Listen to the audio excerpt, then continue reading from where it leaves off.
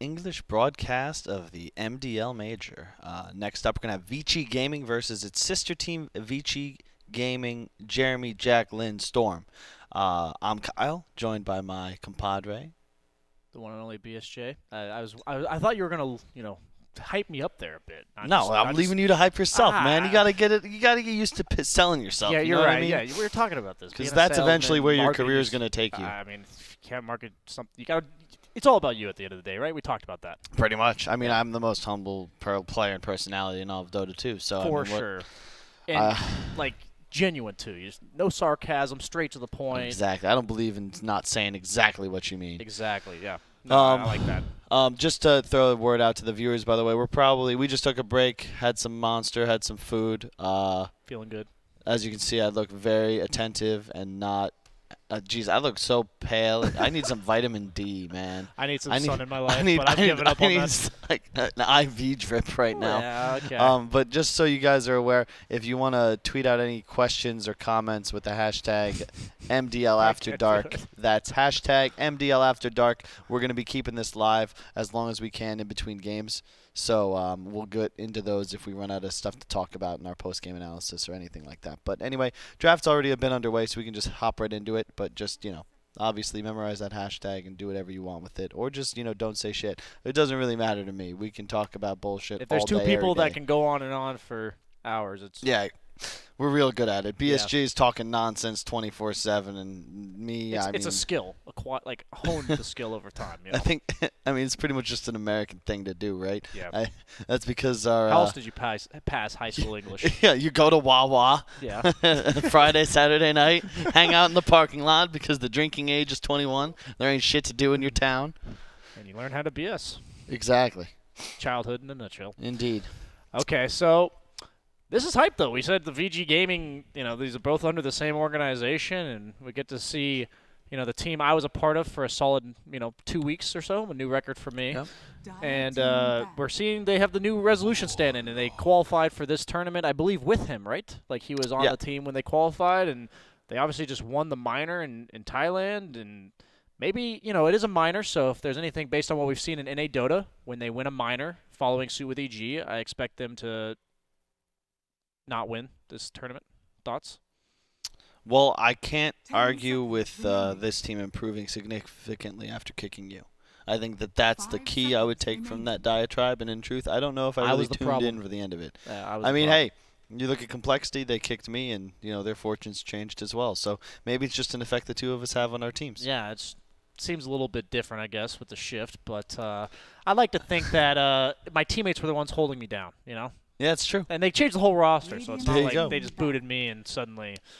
I talked with Jack. I thought with Jack. The problem with Dota is that it's a team game, and I think especially in this patch, you never actually know who's good, who's bad, and who's terrible. Because if you have one bad player, even worse, two bad players, a little bit of lack of chemistry. I mean, again, I'll use OG as an example, right? They're still a great Dota team. There's a great Dota team contained somewhere inside that mass of 5 players. These were like major winners.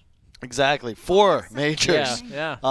And they just can't really find a way to make it click right now. But give it enough time, maybe a little bit of a patch. Like, you never know what'll make a difference. Mineski went from Tier 2 to, holy crap, they just won DAC. So, anyway, we can talk about the history of Dota 2 and our personal shortcomings for essentially the rest of the night. Yeah, but that's a lot of get content into the draft. we have a whole week seriously. to discuss. So. You want to talk about, I had some failed relations, not even relationships, but, man, 8th grade, that was a clusterfuck for me, man. But let's not get into that, please. Beastmaster Leshrak, first 2 from VGJ.Storm in response to the first overall pick Clockwork. And VGJ.Storm, boys, you gotta ban the Shadow Fiend right now if you don't see it coming, because there's a Clockwork in the pool, and that's our boy Paparazzi, 1v1 champion 2 years running. They banned the Visage and the PL. They can't telegraph it anymore. Come on, boys. Yeah, both those heroes definitely very good against the SF, and they elect to leave it in the pool, so clearly... I have to believe they know it. Like, they have to... No, they don't. They don't. You ban it. You ban it. If you know it's coming, you ban it. You don't ever... What do you game plan for an SF clock? When they banned out the... As second counters pick. As already? Yeah. You oh know my better God, than I... this is the 7th. So what happens if they don't pick SF here? They don't pick SF here. They pick some fourth? other hero. They pick it 4th. They ban TA. Actually, they don't even need to ban. Yeah, you still We've do seen some because Death Prophet safe exactly. lanes. And VGJ love the Leshrac support. They're that team where when they pick it, it's nearly 100% MSS's hero. And I agree with that. It's the same thing. I think LGD uses that hero the best because they've got the 2 hero, like FY and maybe both love it. And I think it's a 2 or a 4. He's a playmaker. Yeah. And I think most teams, like with S4, he's generally their playmaker for OG, so they gave it to him. And for VGJ, I mean, MSS, like at the GESC minor, I thought he was the most impressive member of the team. Not to take away from anyone else, but he made some sick plays, most notably on the Tusk, which was first ban. It was fluid, right? Like he would just when you watch, like Dota 2 is an incredibly difficult game to play mechanically and strategically well all at once. And he would just, his spells would come off cooldown and they would be used exactly how you would expect them. The shards would just block someone completely and you'd just be like, wow, like perfect. There would be like BKB cores that he just locked in with the team because he just blocked them. And that's just one of those things where, so they go for the Kunkka, which, is that a core? Or I think it's a core clock now. Okay. I feel like when you see these 3 heroes, like it's already a great core clock game, and it hides the fact that maybe the Kunkka's mid, but I feel like they have to be SFing here. Like I can't see a universe where they're not going to pick SF. The hero has fallen out of favor, but at the same time, it looks like a good SF game. It's just like, it's my perfect hero to counter up a DP. You get the free souls, which means you crush them even harder in lane, and you love playing against Beast/2 because they're both low armor heroes, and you just you come online faster than these heroes really ever become able to deal with you. And Lesh Tyson like a double nuke. Oracle DP, all right. It's a decent counter to the Kunkka burst and the Clockwork, but it doesn't really save you from the Clockwork, though. No, it doesn't. It's good to purge the Fatal Bonds, too, though, and the Word. Like, you can purge off everything of Warlocks, but it's, once again, an excellent upheaval game, and that's a spell that we really don't see utilized very often. I blame Solo for that. When they were picking Warlock all the time, he was almost always just going this Fatal Bonds Power Word build, but and it was good. Like, don't get me wrong, it was the way that VP played that hero, but Warlock's kit is so versatile that I still think Upheaval has certainly a place in a lot of games, like we just saw in the previous one where literally Upheaval just won the game for IG. I mean, it was just, they fought on top of it, and that's slow. Like you said, it gets worse over time. It gets more drastic over time, and they don't go for the SF, surprisingly enough, and this leaves them very open for any role, honestly, in the last pick other than carry, but at the same time, they don't have absolute last pick, so I think it's a really good Slark game. I think he's really good against the DP specifically because she's a hero that she does have team fight, but Slark's one of the few heroes that can ignore the ghost damage from the DP, so I really like that aspect for Slark, and I look forward to seeing possibly Flame aside, I hope to see a more impactful Slark in this game. I feel like he has all the tools that he had from last game. Like, one thing about Slark is you just need him not to get focused. You need him to not have the enemy team just bring him down at the start of the fight. And the counter initiation from the Kunkka Clockwork Warlock combo, I think goes really well with that in the team fight for Vici. I think it's the combo of damage reduction plus some heal, right? Because Slark with damage reduction is just great because as the rum fades off you in 10-12 seconds, like by then you can make yourself out of the fight. You can be healing up. Yeah, that negative health that you take, or what is it called? The after effect, or it's just like the rum fade. It's sobering up. It's the hangover. Oh, okay, the hangover phase. When the hangover hits you, I like that. You know, it's you start to really feel the pain, and it doesn't take you out completely, you know, but you do kind of wish you were dead. I've had those days. So Slark handles his liquor well, is what you're saying. Very well. Well, I think it's more that the Kunkka is just one of those drinkers that really gets everyone else involved. It's like drinking with a Russian guy. You know, he makes you believe in yourself more than maybe you should, and then he makes sure to get you home. It comes back to haunt you later. Yeah. Okay, I got you. I like it. I like where we're going with this. So they do ban out the Void despite having the catch. The must ban. Yeah. Especially when you consider it's VGJ.Storm. So I know that I saw them play it on 2 different heroes while they were in Thailand, and Rezo's Void is obviously strong. It's probably one of his better heroes. And their only catch for it was the Kunkka, so knowing that there's only one threat on the map, and Void being one of the hardest counters to Slark, just because you can't purge off the Chrono, and also the Slark has virtually no kill potential on the Void, and Void DP is like a classic too. And we'll see what happens here. I still expect it to be SF. I think that's just like the way you want to finish this draft, but they have a variety of different options to go with, but I feel like you need some tower damage at this point. Radiant team pick. Oh, wow. I would not have thought about that hero. That is so much melee. Is that that's 4 melee heroes, and that's I mean even heroes like Lesh like punish the melee lineups because of the AoE ult it's also damage. like not a great. The Brew is nice because you're playing against an Oracle, so you can always find him, kill him, or throw him up in the air. But I love Beastmaster against Brew and DP, and there's no real save for Brew in this game. I feel like he just has to rush Blink, and he doesn't even have the luxury to clap in most of these fights. He just has to Blink ulti immediately, which I don't know. I think it rounds off their lineup team fight ridiculously well, but at the same time, like when you pick this last hero, I feel like it should have a good game, and even though it's good for their lineup, so I'm always curious to see these type of games where, like you said, they do have counters on VGJ.Storm, but it fits their lineup. Do you just pick like a Jug here, you think? I think Jug against this lineup is really good. The only problem is the Slark. But I feel like you just don't care about Slark, though, because everything else you can just ignore. Like, there's no interrupt for a Jug spin TP with the exception of the hook shot. I'm pretty sure this is a core Kunkka. You know it's a core Brew, and these heroes just don't do anything to you. Yeah. Plus, you have an Oracle on your team. Plus, you have, like, the natural amp from the Beast and the DP pushing. Ooh, wow. So they do go the safe lane DP against the... Or I guess it could be safe lane Storm, but there's no way. That is a ballsy selection. That is not the direction I thought they would go, but I like that because unlike Jug, it gives you the win condition, right? Where now you have a Storm playing in a game up against Slark Brew, and at a certain point when Storm gets like 3-4 items, like we saw in the Fnatic vs EG BO1 from Thailand, at some point you get a Hex, and then you find the Slark, and the Slark dies, especially a game like this with no like legitimate save. You can keep zipping during your auto attacks. Maybe you juke the hook or the golem. Slark definitely hates heroes like this, just like we saw in the last game with Ember. It's like, I like the Storm, but he doesn't come online as quickly as an Ember. So the one thing that's fearful for me is that if this Slark gets the good start, it's kind of like the Jug would have ignored the Slark. I feel like the Slark's just going to ignore the Storm and pick on everyone else. So, like... I really think it comes down to the pace that Slark sets in this game. If Storm's the only farmed hero on the map, you can itemize to deal with that, and they do have the catch from the Kunkka, even though the Storm can dodge it. I don't know. I feel like a lot of this game is on Rezo, but at the same time, I like both drafts, honestly. But if I had to give it to, I'd give it to Vici Gaming here. I just don't think they hit towers well enough. That's my concern. I think that they can win for sure if they get to the point where...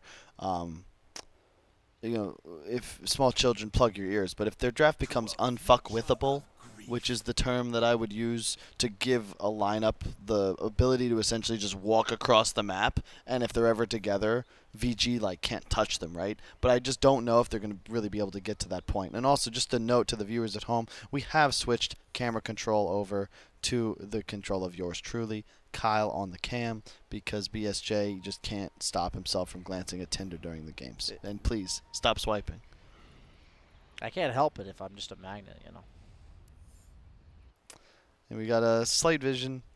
Back to the game. Mid wards come out from both sides. Up top, looks like you're going to have some pressure. The Lesh Beastmaster lane we've seen time and time again, possibly joined by with the support of SVG. Mid lane, you're going to have the Rezo, not choosing to go for the Mango up against Ori with the Quelling Blade build. Bottom lane, you've got Yawar, going to look to rush the Null Tally. 3 Mango Brew, we've seen this quite a bit. It's going to be a core Brew, of course. Clockwork support. My issue also with Vici is that Lan M has been underperforming for a long time at BSJ. I don't know how much you've been watching of Vici, but I think that's part of the main issues holding them back. So let's see if we can see some sort of all-star performance from him, but remains to be seen. Only way to go is up. So that's true. That's how I like to think about, you know, my entire career. Well, it'd be certainly hard to sink any lower. You are sitting here in a cast with Kyle. Yeah, I mean, you know, what does my life come to? That's what I was asking myself the whole way here. Well, mid lane, I think you're going to give a pretty big edge to Rezo. Melee heroes against Storm always struggle, right? Yep. I mean, Kunkka can obviously do stuff like that and grab a lot of CS. You deny really hard, but I just think Rezo is an excellent player, and I just like the way he plays Storm. I think he's one of the better Storms in the game right now, just because it seems like no one else really plays it with the exception of him and maybe. Top lane, you're gonna have a tri lane. Clock though, unable to really do too much. Like this, another scenario, right? Slark level dependent carry. Now you're just tri laning him. In the meantime, bottom lane, you have DP versus Brew. I mean, that's very DP favored. I'm surprised they're leaving the Clockwork here. I don't think they really have kill potential on the top lane, and I kind of thought they'd just do the standard Warlock thing where you just heal your carry as he CS is under tower because they have so much lane shift on the side of VGJ. So, yeah, I mean, he is going to be CSing under tower, but I think it's really important that you bring the attention to heroes like Slark, and VGJ is doing just that. I feel like they're overreacting on the side of Vici, but at the same time, now Clockwork's just pulling, which is exactly what they need to do. Just let the Slark sit underneath his tower as he gets levels, and at the end of the day, as Slark gets levels, he will become independent against this lineup. Indeed. I'm going to just keep my camera up top. It's probably the only lane you'll see a bunch of action, and it's just such a interesting decision, I agree, because Clock, like, if they don't land kills, like, what is his purpose? And wouldn't he be better suited just, like, helping bottom a bit, you know? Like, look at where the DP's playing, you know? If he just harassed him a little bit, forced him into a position where he could catch a clap and take a lot of harass damage, I mean, you'd help your brew out quite a bit. And I feel like whenever I look at the 4 position, it's just like if you have quick impact on a 1v1 like this, like just walking up behind the DP, he has no counterplay. He has to just run away. And even if you just secure the brew one wave of CS, that's going to drastically shift the dynamic of that 1v1. So definitely, in my opinion, surprised that the Clockwork's top. But it looks like his entire intent is just to pull for them while Fenrir supports in lane, just so that the lane will consistently be underneath their tower, denying 1 or 2 creeps a wave. And, I mean, that adds up, as VGJ seems to be content with not contesting this pull, and they're diving in the top lane, but Slark's just one of those heroes. He's kind of like Spectre in that regard. He's not going to, like, counterplay you per se, but he's not going to die to this type of play. Yeah, but at the same time, you're just really not pleased because you're just getting harassed, and you're not able to actually, like, make things happen. Yeah, that's true, and he is limiting his levels because of their 3-way splitting it. Yeah, mid lane quite even as well. Not really much I think either hero can do to, like, actually crush this lane. I think Storm's happy with these type of lanes, though. Yeah, for sure. Usually his weakness is getting bullied out and enemy shutting him down before he hits level 6, but since they're even in levels, that's going to be no problem for him. Oh, wow, I missed the first kill of the game. Of course, top lane. 0 for 1. Clockwork chasing down Snaking as well. That level 3, 2 levels in cogs. Very powerful. The Purge comes out on that heal, though. Also, I use middle mouse button to scroll, and it's, like, always just slightly zooming in and zooming out. And they said I was bad. That's right, I got this. You'll recover, man. Only way up from here. Bottom lane, that 1v1 is like slightly favoring the brew. The thing about DP is can't really afford to spam her spells in order to last hit through the drunken haze, but at the end of the day, it does have the stick charges and will be able to get the levels that she needs. But at the same time, I just think Brew's a hero that is scary if his level 6 gives you kill potential on the hero you're against. Yeah, for sure. And I think DP is definitely vulnerable to that. He is, but actually, I'm not even sure I agree. Cause don't you just drain the Brewlings and then just giggle? That's another thing about the DP versus Slark relationship, because he doesn't actually purge the drains off. And that is typically true. Always like a super high HP. Because of the Scotty build you usually go. I mean, it's just a hero that's often itemizing to get a lot of health, and DP is just going to drain like 500 from you, even if you Shadow Dance. I just like heroes that can disengage against DP, because I think the most important thing that DP hates is like these indecisive fights where she has to ultimate either defensively or like, and then ultimate, and then the enemy team's able to just instantly disengage. But Yor might get the solo kill. Misses! He missed. Oh my god. Is that 10%? Yeah, 10%. Top lane engagement as well. Oh, MSS big pounce from Paparazzi. That's a PSJ pounce right there. You mean where you don't get the kill? Oh, wait, no, he hit that one. My bad, my bad. Yeah, you don't get the kill. The like, pounce that leads to absolutely nothing. But looks like they're going to shrine up on the supports of Vici. Those bounty runes coming out at 5 minutes. I think that's like the most significant change of this last patch. Those bounty runes, you know. Over towers give no gold on deny. That's pretty close. I'm not gonna lie to you, because like I mean the denies are usually. I think the only thing about the denies is they just change people's priority to defend their safe lane tower. Like usually people just kind of gave that up, but now if you defend it and then deny it, it's virtually like worthless for the enemy team to get it, other than the map control that they gain. They are diving this DP. But the slow too much. I think you actually might. No, you only have the one drain, so it's like you can't really turn that. But they're losing a lot of XP at tower and taking some tower damage. But keep in mind, the one thing that VGJ.Storm lacks with this Storm pickup is they don't have that hero that's going to ever accelerate to utilize raw physical DPS like that. And you don't get anything that is super value with the Beastmaster aura either. Or he has a haste rune running to the top lane. Might find the Beastmaster, but SVG scouts him out. So but he will still get in position for the catch. Has the boat torrent combo. Got him.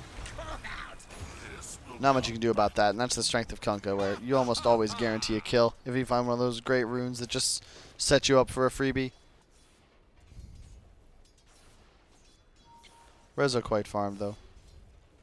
Yeah, absolutely free farming pretty much, and he, you know, I feel like if he goes for the early active build, I would prioritize that personally, like the Kaya build, in my opinion. Maybe Kaya Orchid, like Orchid just being so powerful this game. I mean, I agree. I think as Storm, you almost always want to just go that treads Kaya. It's just safe, and it's always good. It's good for fighting and farming. Yeah, exactly. It just does everything you want for a Storm. And I think the Bloodstone versus Orchid is arguable. In this game, I think you would either go Bloodstone or even just first item BKB, and then you get a Hex. I do like the BKB purchase, just because we talked about, like, if you're Magic immune against the VGJ or against the VG lineup, they just they have the Warlock Golem and the Clockwork Hook, but they don't have any damage. And Beastmaster in a lot of trouble. Storm TP's in, though. They're going to land a kill on Clock immediately. No mana left on Rezo, though, with the 3 bottle charges. I don't think you can pursue for any more. Well played by Rezo. TP in to save his core. Down bottom, though, they're going up on the Yawar.Dark. He is 100% dead.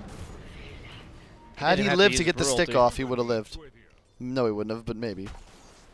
Top lane, TP incoming from Clock after the respawn. You can see just constant fatal bonds, pressure on the creep wave plus heroes. Which is what you want to do if you're Warlock. I think these supports that offer that, like, anti-dive potential, like the Coddles and the Warlocks, they have that nice niche. Not that necessarily saying they're like the best heroes in the game, but like the threat of the dive is just so scary for these heroes like Slark that can't wave clear themselves. So definitely helps deter the aggression, but gets the double, or no, the double damage rune taken by the Clock, I guess, or did he deny it?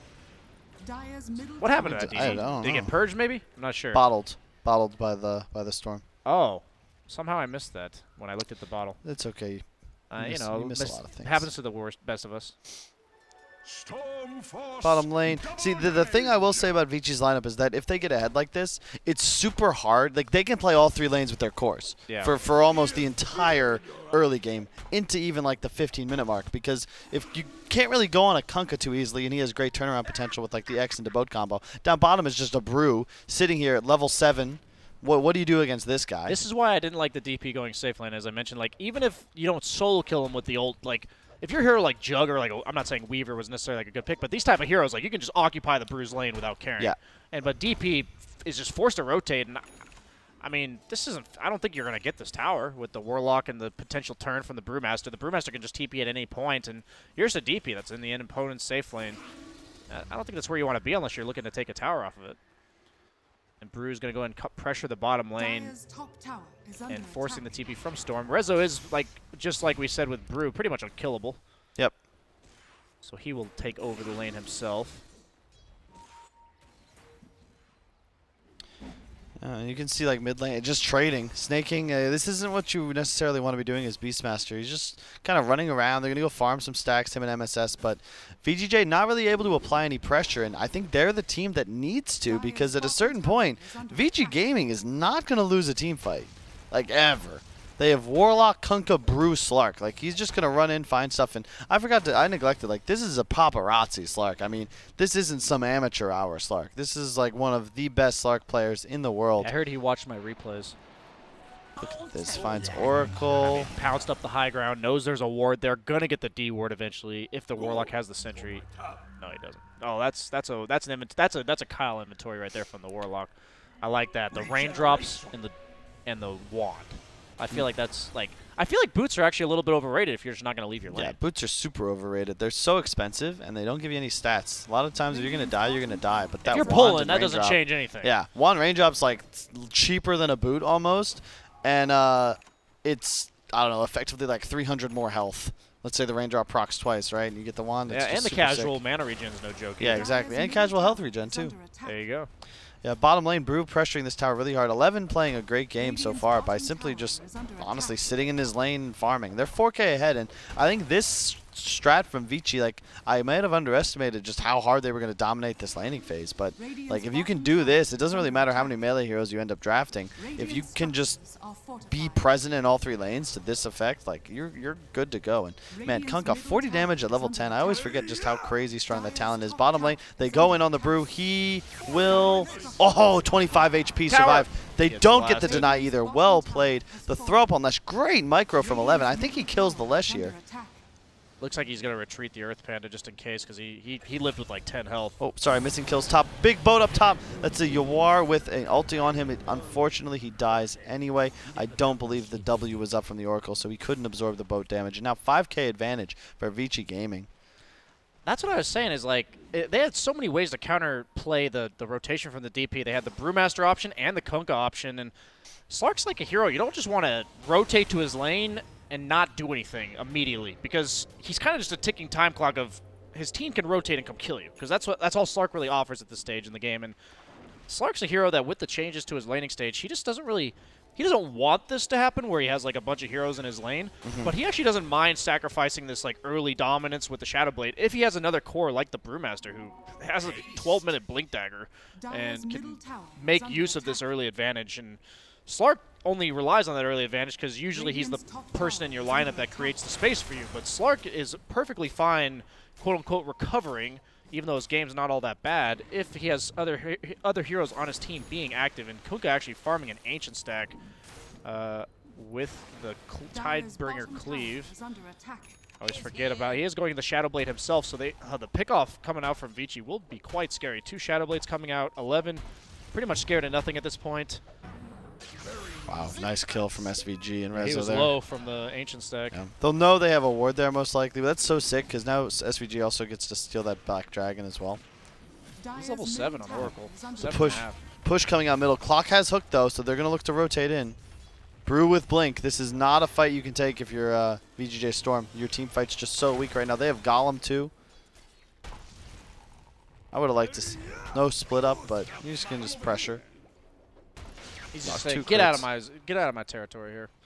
And yeah, they can't do anything to this Brewmaster. He's just so tanky, and like Storm, despite being super farmed, he just isn't a hero that early on outputs a lot of damage. Nope. So when he's your only hero that's like having a great start, usually you have damage issues.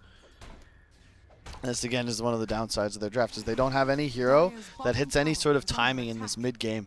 Arguably, the DP Beast can, but since they're not really snowballing, they don't have this strong hero to play around. It's a Storm. So it feels like all 3 of the cores are kind of just content to just sit in lanes and farm, but I'm concerned that you're going to have a Shadow Blade up. You do have a Shadow Blade up on the Slark. You're going to have one up on Kunkka soon. You have the Blink on Brew. So all 3 of Vici's cores can now make plays. Their timing is lined up now, and the Storm just wants to farm still. So yep. Beastmaster is working on that Necro book, but oh, it is done. Okay, I for some reason thought he still had to get that recipe, but at the same time, like, Beastmaster's just a hero that they are ulting the top lane, but it looks like VG wants to immediately respond. He's just dead. He has no backup, and VGJ is just slow on their rotation. They're smoked up, they're coming, but the DP's already dead, and they're still looking. But everyone here from Vici. Oh, Storm TPs as well. This is a big fight timing. They get the sentry on the Slark, but the roar's going to come off. It's going to get queued by Paparazzi. Well played. Leaps away. Torrent comes out on the Beastmaster. Brew has Blink in 2 seconds. Oh, there he goes. The Golem as well. Here comes the split. Storm goes into the backline. Gets the Slark. Paparazzi down. That's a DD Storm. Sick jump back onto the Warlock. Other side of the fight, SVG is going to go and he ults himself. Storm on the retreat. Still with the DD, but not much he can do. Although he does pick up 2. The big kill was on the Slark. Worth 263 gold. Thought it might be a bit more thanks to the net worth, but it is all about the disparity between the 2 heroes. Rezo juking the X. He'll be fine. Brew does have Mango into clap, but it won't be able to go off. No shrine up for just a little bit, but the one bottom is good in 60. I feel like that was about best case scenario for VGJ after losing the DP before anyone else was there. Dude, I don't know. My camera is scrolling and I'm not touching my mouse. I don't know how that's possible. Is there some hotkey I'm messing up or something? Beats me, man. I'm very I got confused. fired for a reason, you know? Alright, I'm done. It might be the mouse. I mean, I am using a basic mouse, but I'm not no basic obs, you know what I'm saying? Top lane, no split on Brew. He's going to go down. Another kill for Rezo, the key hero for sure when you're talking about VGJ. And he's going to go for the Orchid, which I like but it's a bit risky. I like it more when you consider that, like, the clock and the warlock specifically, like, he does just die if he gets orchided. The same with this Slark to a certain extent.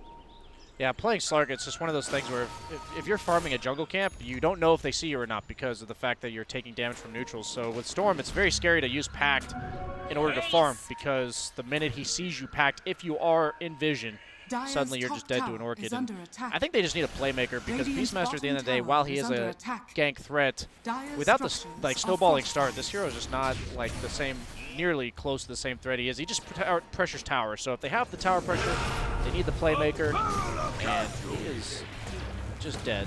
100%. And you know that I like the Brewmaster. What do you think about the Vlads on Brewmaster? I've been seeing this a lot. Like Vlads is something I've considered mostly a dead item, and the only hero I've really seen build it is Brew. I think, hang on a second, we got Paparazzi hunting for this Oracle at the moment. Accuse himself.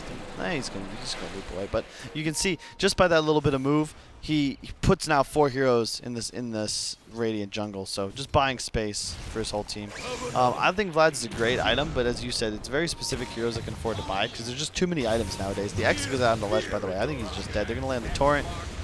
Slark's still farming inside jungle. They get the Oracle ultimate off, so a little bit of a nice force. Snaking is here, but no real items. Another X comes out, and the boat. Are they going to try and finish this guy off? Yeah, they're going to immediately split in. The Lesh will die for sure. Will they find more is the question. You're going to look for a toss-up onto the Beastmaster in a sec. Never mind. They're going to toss up somebody else. Slark goes in on the Beast. He's going to probably get taken out. And then Storm Panda is going to find the Storm and Yawar. Rezo in some trouble right now. He's going to probably get away, but there's the toss-up onto the DP. He should go down here. They cannot actually toss it back, but the Cogs will push him away.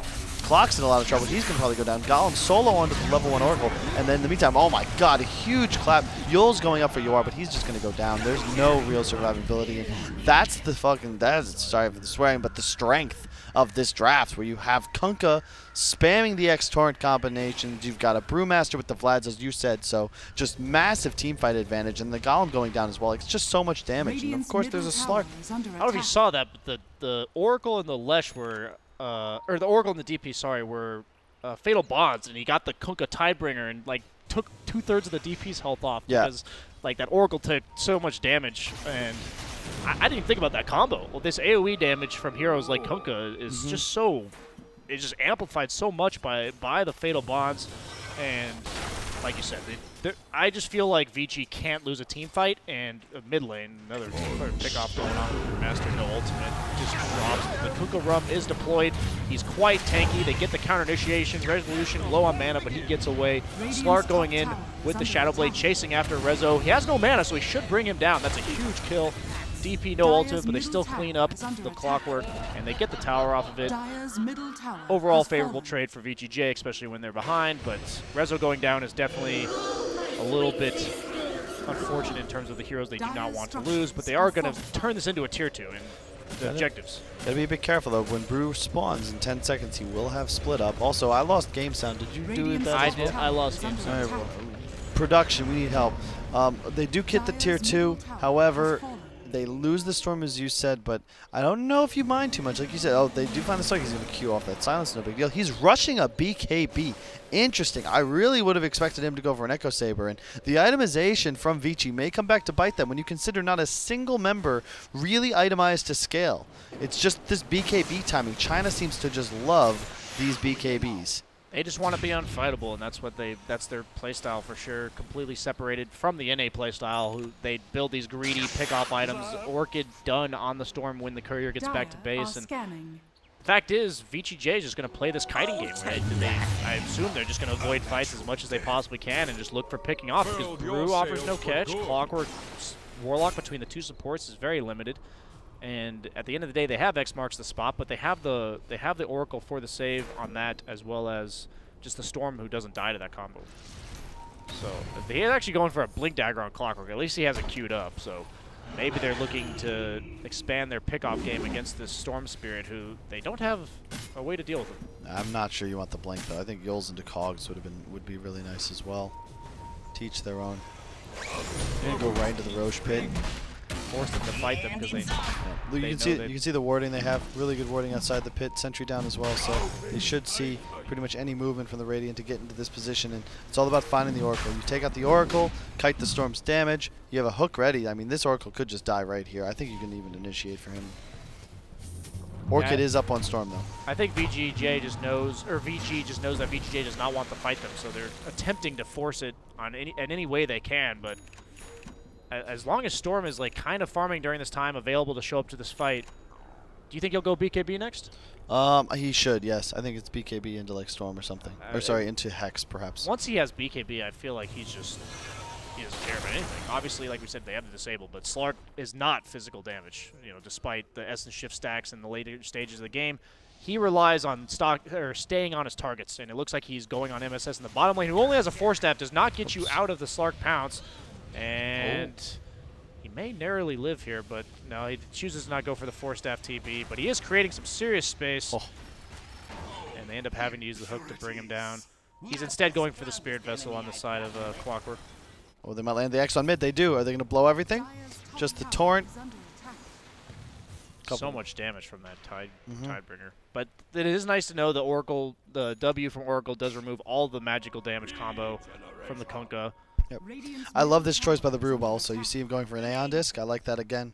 When you're playing, and this is the downside of going this Orchid build on Storm, is when you're itemizing for like this kill potential instead of just scaling the uncounterable Hex, like having enough mana to just constantly farm, split push, etc., like also giving you survivability, is that the supports can just go Aeon Disc, Glimmer Cape, these items that allow them to just stay alive no matter what. And you can't really go for a clock with 2100 HP. All three of the cores on Vici will have BKBs soon, so you never really hit this timing where you can actually kill people. I really like the clock build, by the way. The treads into the Vid booster for the Spirit Vessel. He's just so hard to bring down. He's just such a damage soak. Trying to dodge the combo, but he doesn't manage to. Wow. You see the pump faking by Ori there? That was sick. He just kept acting like he was going to pull him back, and Rezo attempted to dodge it, but just did not work out. But meanwhile, they do find the Brew before he gets his ult off. The huge upheaval. And the Fatal Bonds to boot with it. The BKB on Slark, he is quite scary. The Storm is back alive, actually buys back, and goes on to the back lines. Warlock's already used his ultimate, though, and looks like he's just going to be content with that pick-off. Is that what they wanted, though? Just the Warlock? I feel like you want more than that, right? Yeah, I don't think he is content, but, I mean, like, I don't think they can really get much more off of this other than a Clockwork kill. Like, yeah, that's nice, but the DP ult's already been used. Maybe they can use this to get a Roche with the Beastmaster aura and damage, and I think that's the only way this is worth it, if they do get the Roche on to follow it. But they are immediately TPing Snaking to the bottom lane. Awkward buyback from Rezo there. I don't mind it. It like secures them the fight, but he gets the kills too. He gets at least one of them, so it's okay in that regard. But I would agree. Not necessarily what you want to do out of your Storm. They didn't get any like meaningful kills though. So it's obviously like he didn't lose a ton of gold because he got the kill and they ended up taking out some of the supports, but what I'm basically saying is after Brew gets bursted, I'm sure Vici is very happy with how that fight turned out for them. And I think they're just, I mean, once he gets the Xeon Disc on Brew, I feel like that really limits the way that VGJ.Storm could play, because Brew, if Brew gets his ulti off, he's just one of those heroes, especially in a game like this. If he gets his ulti off, they're not winning the fight on the side of VGJ. Smoke coming out from Vici. They're going to run behind Ori, who's got a Shadow Blade. So you have two Shadow Blades, one on the Slark, one on Ori. They're going to look to converge into this center area of the map. Maybe try and backstab this mid tower, which I cannot believe is still alive. Considering VG's been ahead this whole time, this mid tower is still alive. You did comment about their lack of objective pushing, though. That is true, but it's just kind of crazy when you think about it. Just especially how many fights have gone on this game. They're just gonna backdoor it. I mean, that's just like the thing about the Dota, right? Where they only have one tower. They actually only have one tower. I can't believe it. In the meantime, VGJ is currently threatening a Tier 3 and already has 2 Tier 2s down. Oh, Roar comes out on the Brew. He's just actually 100% dead. Sorry, I missed that one. In the meantime, you have a Chase coming in. Oh, they have no detection. Otherwise, we got the Slark. He had the book 3, but it just wasn't in range. And Les goes down top, but he took half the damage on that Tier 3. Yeah, they're fine with that. I love that play by VGJ, too. They recognize, okay, our Lesh is at the Tier 3. Let's fight mid. Worst case scenario is that you give Vici a choice. They have to spam TP out, otherwise they're just screwed. They end up losing 2. Now you have a buyback from Brew, but you're already in Roche. This is huge play. This is where the whole game's going to come down to. He Orchids the Brew. If they get the Aegis here on Rezo, it's a big deal. BKB comes out from Stark, the hook in. Roach is about to die. They force Kong to push away. Snatched by Lanham. And Rezo now stuck in the pit. He's going to go down. No buyback on him.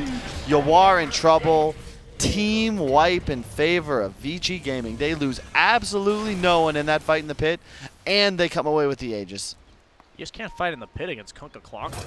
No, you can't. That was gorgeous play by Lanham, though. I mean, he cogs his away 2 enemies, keeps the Storm inside the pit, and takes Aegis. And you he can't kept ask the Roach for more. inside of the cogs, yeah, too, exactly. so that they could. I mean, that was. You were counting on your boy to step it up today. So he is actually going for the Orchid. He has it queued up, an Orchid on the Slark, which is an interesting pickup because Rezo has not itemized to deal with this. Yeah, I don't mind it at all. I think it's a great item on Slark, especially in a game like this. And wow, MSS is in a ton of trouble. Wow. That's Dota, folks. One fight, and suddenly the game looks pretty grim. Tier 3 going down. No buyback on anybody that is dead on the side of VGJ.Storm, and they're just looking for more before they respawn on the course. But looks like are they content with this Tier 3? I think they could be. It's real dangerous to push like this when you're playing against a Storm. The Storm will spawn in 9 seconds, but at the same time, you committed this much. I would have liked to see them go with the Rex. They're gonna. Oh, Paparazzi. Storm might ball lightning for this. I think you do. He's TPing in. He's TPing into the Shrine bottom. They don't have much vision, but I think you can make the play. Oh, he tries wow, the stun through. How does that work? Clock hook stuns through you if he latches onto a target and you're in. Oh, so he already latched, and then on the way there, the Storm then landed? he stops in like the 0.5 seconds of the travel time, and then the line like actually stuns you. Yeah, what a wonky timing there. Does have the DD and 17 Essence Shift stacks on Slark, but I don't think he's going to be able to do anything with this. He has the Orchid coming up at 75 gold. That's really important for their map control. He can solo kill pretty much everybody. I like it because you don't go. He didn't go Echo, right? So you want your next item to give you something about to do with your mana pool, because you're also you need the mana pool because you're also playing against the Necro Book, and you don't want to be in a position where you like hit Necro Book or kill it by accident, and all of a sudden you're out of mana and thus unable to fight. It just gives you the regen you need. Plus, as you said, automatic kill on the Lesh, on everyone except for the DP essentially, because nobody else can actually get out of the Orchid at the moment. I'm usually not a huge fan of Slark Orchid because most people like to go in right after the Shadow Blade, and then in that case you have 12,000 net worth with no survivability. But in this case, because he has the BKB first, I think I really like this pickup because he's still able to fight. The reason I concern myself with Orchid is it eliminates your ability to fight, but they have no problem with that on the side of Vici with their heroes. And Clockwork is searching Aegis in hand, so he's very willing to throw himself. And Paparazzi might find this kill bottom. Has the Orchid. Storm is in lane. Not sure if he knows about it. And this is a huge kill. Nothing you can even do about that. Slark still, no, he actually didn't even have stacks for that. He just does so much damage. Really good play from Paparazzi there. And that's a great example to your point about the Orchid is just, it's also super good because it gives you, like that kill is the Orchid. And it already pays for itself in that way because you know, it's the same as like buying a butterfly before the MKB can come out, right? It's one of those things where since Storm has no ability to cleanse himself, like, you're going to guarantee you're going to get kills on him. You force Storm to play defensively, and his next item has to deal with an item you already have. Yep.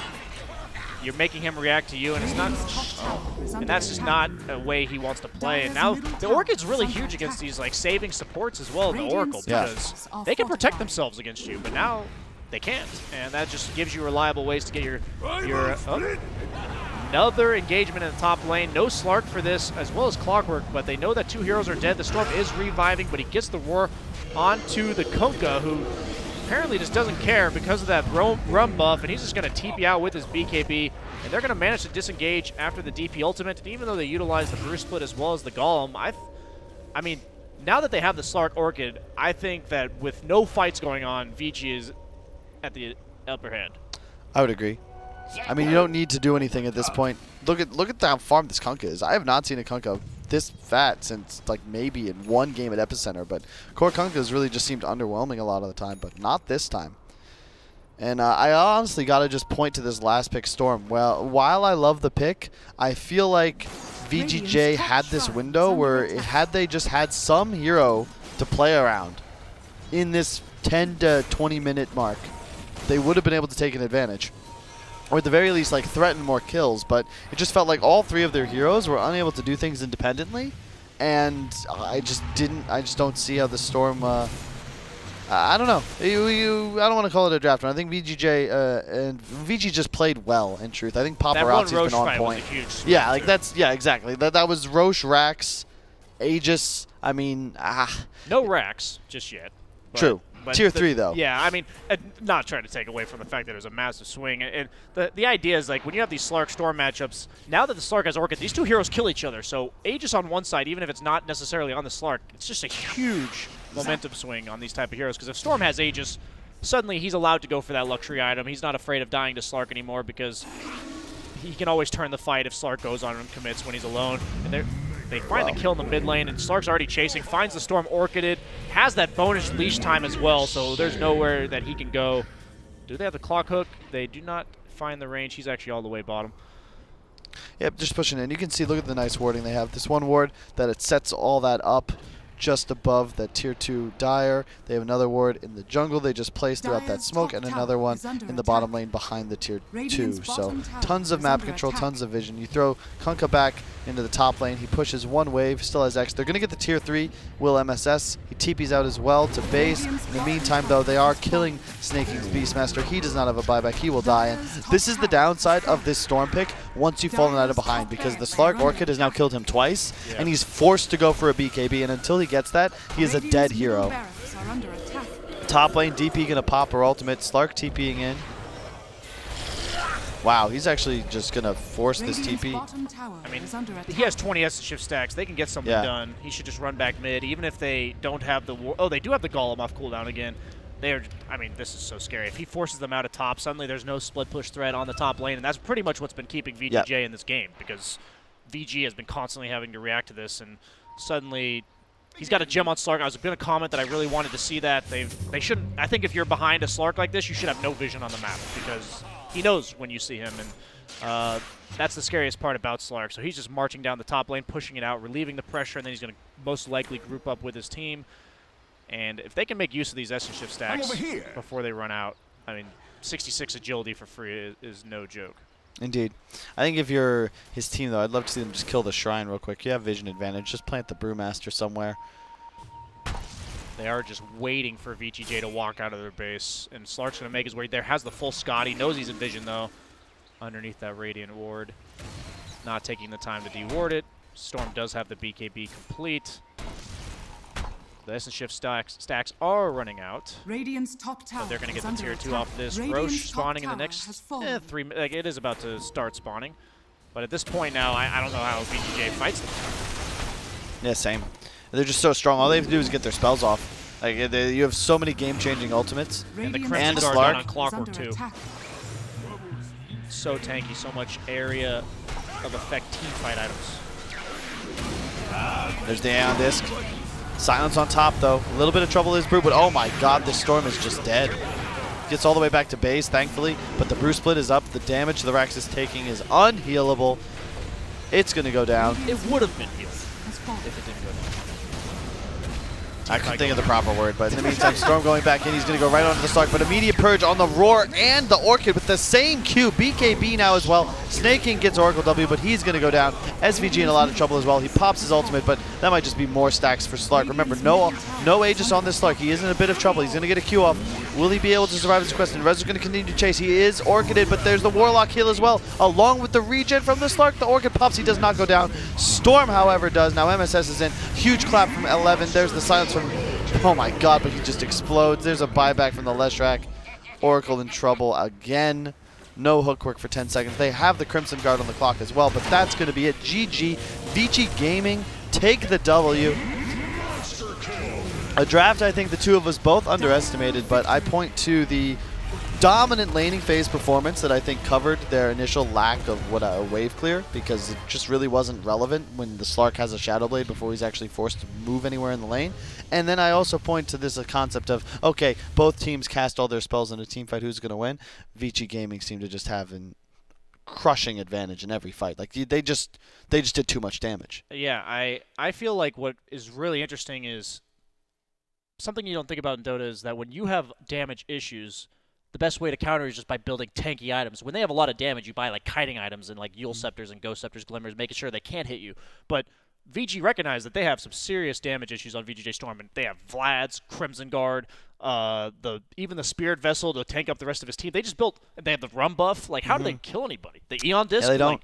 Like, you can't even afford to burst the Brewmaster if you even try, because he just gets out of it. And like every game we've been seeing, it feels like the team that's winning is the team with less awkward team fighting. They just have a very straight way to win. And it's like, if Vici jumps VGJ, like, yeah, they have the Oracle to save the target, but that doesn't really stop. Like, they can just keep you there. They have the Clockwork Cogs. They have the X marks the spot. So I mean, it does seem like an awkward draft. You have 4 anti-heroes and a Beastmaster. There's no real natural synergy with Beast in this game.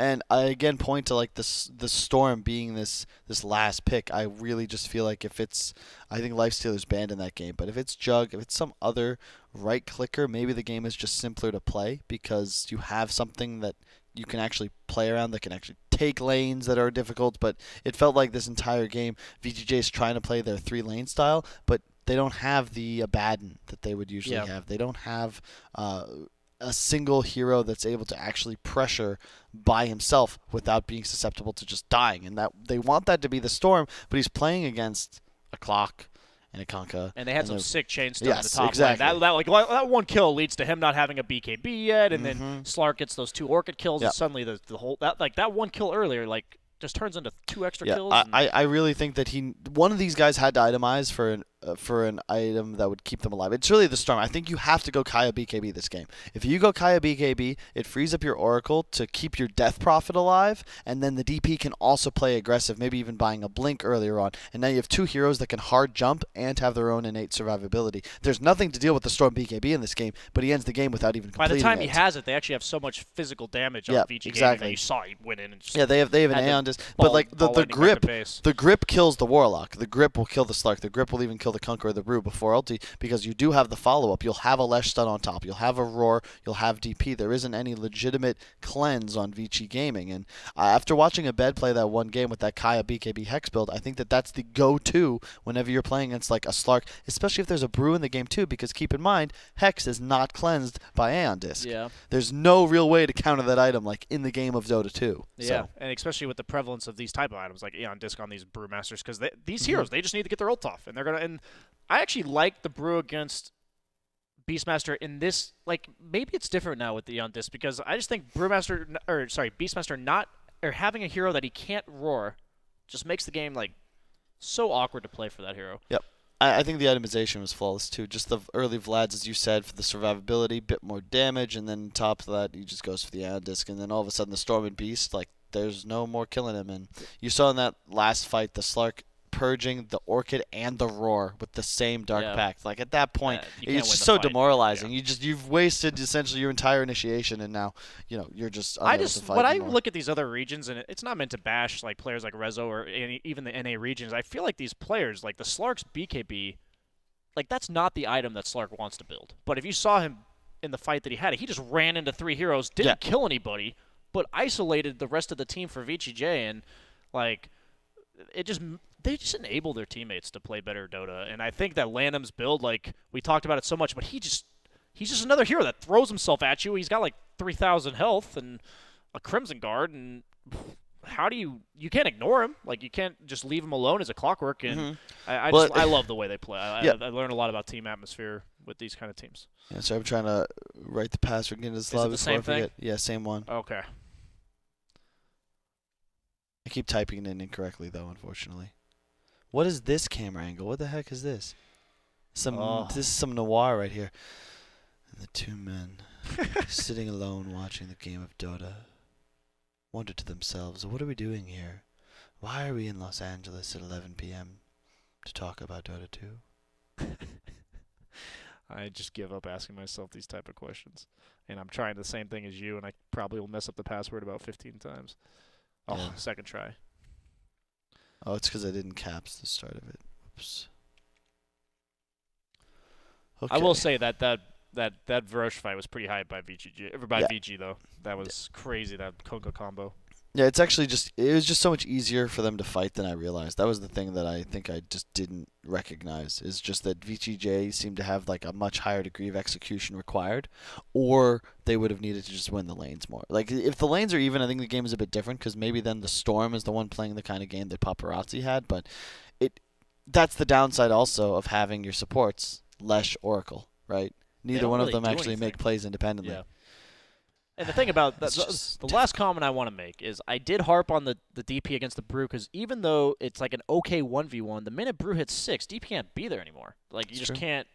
Like, it's a game where if you had the luxury to put your supports there, it's different. But you don't want your supports to sit in the safe lane against the Slark and the Kunkka mid lane. And so suddenly the DP's forced to rotate at level 6 to the Slark's lane, and she can't even do anything. And the Brew's just sitting there AFK farming a blink. And so you talk about the lanes going poorly. It's just like, sometimes it's just not that simple, and I don't like to think, I'm not trying to say I know more than them or anything like that, but sometimes you just need a hero. That's what you're saying. I am saying that, but I'm not. That's what you're saying. Basically just saying, say it. Just pick it. the hero. Just say it. Have the balls, BSJ. Okay, I'm having Be the balls. confident. In your last pick, just pick the hero that doesn't care about their entire lineup, like you said, the Jug. So you're saying you need a hero that gives no fucks. Exactly. And they picked a hero that gave way too many fucks. If there's a hero that is available that doesn't care, you pick it. Like, that's my opinion. So what was that hero? It was Jug, in my opinion. That was Jug. Like, I mean, that's the BSJ. There's 5 heroes, right? Yeah, it's in my pool. Like, Jug's a hero that he's one of my situational ones. Sometimes the micro or the healing award, a little bit too much for me. But I actually recently got it hotkeyed and everything. I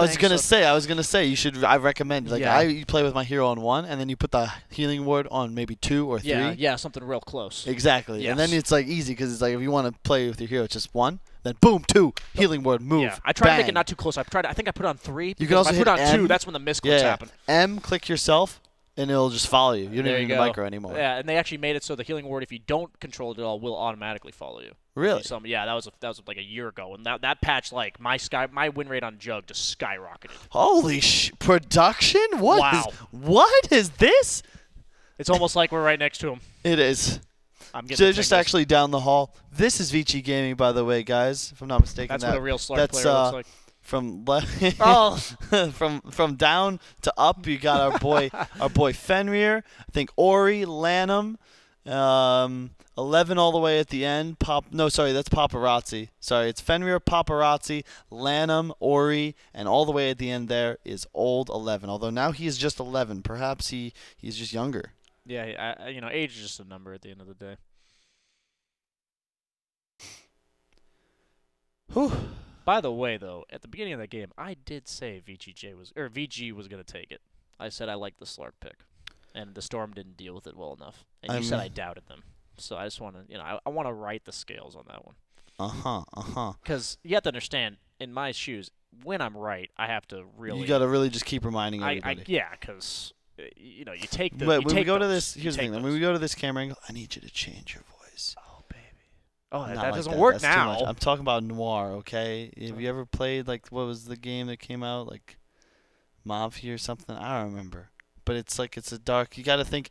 It's a dark and stormy night, not like a dark and sweaty night. Okay. That's not the direction we're going. I was getting excited. I'm sorry.